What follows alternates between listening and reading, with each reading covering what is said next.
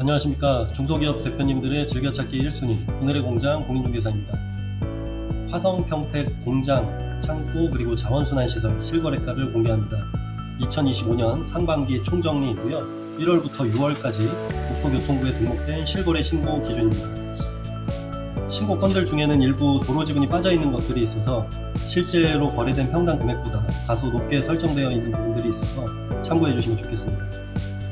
오늘은 2025년 1월부터 6월까지 실거래가 데이터를 기반으로 올해 상반기의 시장 흐름을 한번 확인해 보도록 하겠습니다. 이게 지금 단순한 호가나 시세의 개념이 아니라 실제로 거래가 된 금액을 기준으로 보기 때문에 객관적인 수치 확인이죠. 좀 더 다양한 인사이트를 얻을 수 있을 거라고 생각을 합니다.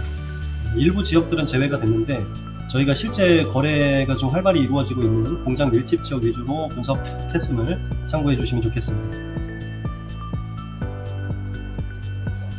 네, 먼저 화성시 평택시 월별 거래량입니다. 2025년 상반기 동안 조사된 총 거래 건수는 총 202건이죠. 202건이고 그 중에서 화성시는 총 167건, 평택시에서는 35건이 조사가 되었습니다. 이거를 1월, 2월, 3월, 4월, 5월, 6월까지 해서 상반기 거래량을 분석을 해봤고요. 보시기 편하게 그래프로 보면 지금 이 파란색 선이 이제 화성시입니다. 1월, 2월, 3월까지는 이제 거래량이 좀 주춤하다라고 보여지고요. 25건을 이제 넘어서지 못하는 모습을 볼 수 있습니다. 4월부터는 좀 거래량이 좀 많이 증가하고 있고요. 1분기 대비해서 2분기 때 수요가 증가한 모습을 확인할 수 있겠습니다. 이는 통상적으로 기업이 신규 공장을 착공을 한다든지 설비 투자에 돌입하는 회계 연도 기준 2분기 투자 집중 현상과도 좀 맞물리기도 합니다. 1월, 2월, 3월 거래량이 보시는 것처럼 25건을 넘지 못하는 반면에 4월부터는 점차 거래량이 이제 늘어가는 모습을 보이고 있습니다. 평택시 같은 경우에는 좀 5건, 9건, 5건 이렇게 대동소이하게 좀 유지가 되고 있는 모습입니다. 자, 구체적으로 읍면, 동 단위로 분석을 해보겠습니다. 위쪽에 이제 노란색 부분, 이쪽에 이제 화성시고요. 그다음에 아래쪽은 이제 평택시. 화성시에서 제일 거래량이 많았던 곳은 팔탄면입니다. 총 33건으로 2025년 상반기에서 거래량이 가장 많은 지역은 팔탄면이 차지를 했고요. 그 다음으로는 이제 정남면 총 25건 기록이 됐네요. 그 다음은 장안면 총 24건으로 세 번째로 거래량이 많은 지역으로 확인이 됐습니다. 그 다음으로도 이제 화성시 양간면, 그 다음에 화성시 마도면, 화성시 향나무 꾸준히 이제 10건 이상의 거래량들을 좀 유지하고 있는 모습을 보여주고 있고요. 거래량이 많은 지역이랑 적은 지역의 편차가 큰 이유는 사실은 시장 수요가 분산되지 않고 주요 지역에 좀 집중되고 있다고 해석해 볼 수 있을 것 같아요. 실제 우리가 중개 현장에서도 팔탄, 향남, 양감, 정남, 마도 이런 지역들은 꾸준히 계약이 좀 패턴이 뚜렷하게 나타나고 있고 대부분 실수요자 기반 수요자들이 주 고객층입니다. 최근에는 이제 투자 목적으로 접근하시는 분들도 많이 생기시는 것 같아요. 평택은 이제 청구급이죠. 청구급이 상반기에 거래량이 가장 많은 10건을 기록한 걸 확인할 수 있습니다. 우측에 이제 그래프를 보면 화성시 팔탄면이죠. 총 33건으로 거래량이 가장 많았다. 이제 향나무, 정남, 장안면이죠. 비슷하게 거래량이 많았고 화성시 마도면, 화성시 양간면 꾸준히 좀 거래량이 증가하고 있는 모습을 볼 수 있습니다. 평택시 청구급에서 총 10건으로 평택시 여기에 지금 생략이 됐는데요. 사실은 평택시 서탄면입니다. 평택시 서탄면에 거래량이 6건으로 두 번째로 거래가 많았습니다. 자, 이번에는 용도 지역별 거래량입니다. 우리가 용도 지역을 얘기를 할 때 공장 입지를 볼 때는 사실 대부분 많은 분들이 계획관리 지역을 좀 선호하는 편입니다. 왜냐하면 이유는 분명하죠. 용도 지역에 따른 투자의 적정성이라든지 사업 가능성을 판단하는 핵심이기도 합니다. 건폐율이라든지 용적률의 허용 범위가 좀 유연하고 실사용자한테는 큰 제약 없이 다양한 용도로 활용이 되게 좋은 지역입니다. 너무나 당연한 결과이지만 계획관리 지역이 압도적으로 거래량이 많음을 확인할 수 있습니다. 공장 입지에서는 계획관리 지역을 보는 게 사실은 맞다라고 볼 수 있겠습니다. 74%로 압도적이고요. 일반 공업지역은 이제 계획 입지라고 표현을 하죠. 산업단지 안에 있는 매물이라고 보시면 될 것 같습니다. 기타는 이제 자연녹지지역, 생산녹지지역, 보전녹지지역 등등이 있겠습니다.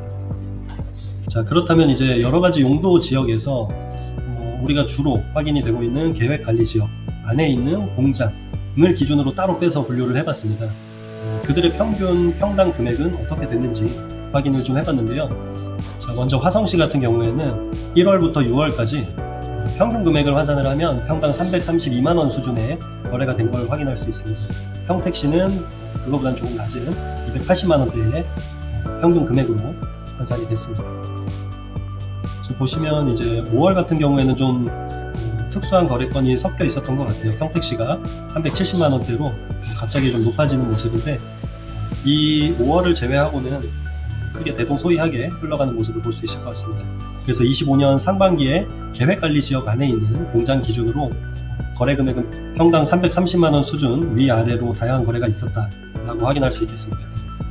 자, 이번에는 거래 유형입니다. 거래 유형이라고 한다면 우리가 부동산을 매매 거래를 할 때 중개 거래, 그러니까 부동산 중개사무소, 공인 중개사와 거래를 하느냐 아니면은 직거래를 하느냐를 나타낸 지표입니다. 총 우리가 조사한 건수는 202건이고요. 이 중에서 중개 건수는 133건, 직거래는 69건으로 확인이 됐습니다. 비율로 보면은 이제 중개 거래가 66% 정도 차지를 하는 것으로 보이고, 생각보다 많이 직거래 비중이 좀 많이 높아진 것 같아요. 34%를 차지하는 거 보니까 최근에는 올해 상반기에는 직거래 형식으로 거래된 건이 예전보다는 확연히 늘어났다고 볼 수 있을 것 같습니다. 특히 고가, 그러니까 매매 금액이 좀 높은 물건일수록 중개 거래 형태가 좀 많이 있었고요. 실제 중개 현장에서는 사실 공장 거래는 생각보다 복합적인 특수한 요소들이 많기 때문에 우리 공인중개사 없이 거래했을 경우에 계약 이후에 뭐 리스크라든지 생각지 못한 부분들이 좀 나타나기도 합니다. 그래서 저희가 중개사 역할이 단순한 연결을 넘어서 어떤 중개의 위험을 줄이고 상황에 맞는 전략을 설계하고 개발하고 컨설팅까지 포함된 통합 서비스로 인식되면 좋지 않을까 그런 생각을 해봅니다. 자, 공장은 각각 토지의 입지와 종류가 다르죠. 건축물의 구조나 면적도 차이가 큽니다. 도로의 조건이나 기반 시설, 아까 말씀드린 용도 지역은 물론이고 복합적인 조건들에 대한 평가가 이루어져야만 제대로 된 가치 평가를 할 수 있습니다. 다만 우리가 실거래로 등록된 금액들을 통해서 우리가 대략적인 시장의 흐름 정도를 이해한다고 생각하면 여러분들에게도 작게나마 도움이 되실 거라고 생각합니다. 초반에 제가 말씀드린 대로 저희가 중개에 집중하고 있는 공장 밀집 지역 중심으로 정리를 했으니까 참고해 주시기 바라고, 최근 들어 급매물 위주로 빠른 계약들이 진행되고 있습니다. 공장 매입을 고민하고 계신다면 편하게 문의 주시기 바랍니다.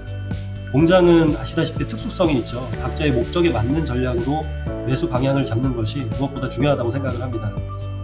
요즘 폭염이 지속되고 있는데 모두 건강 유의하시고, 이것으로 2025년 상반기 총정리 공장 실거래가 영상을 마치도록 하겠습니다.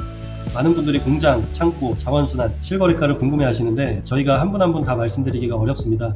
그래서 편하게 보실 수 있도록 유튜브 영상으로 제작해서 앞으로도 틈틈이 업로드할 예정이니까요. 조금이라도 도움이 되셨다면 좋아요와 구독 한 번씩만 눌러주시면 감사하겠습니다. 대한민국 산업이 훨훨 나는 그날까지 오늘의 공장이 함께하겠습니다. 감사합니다.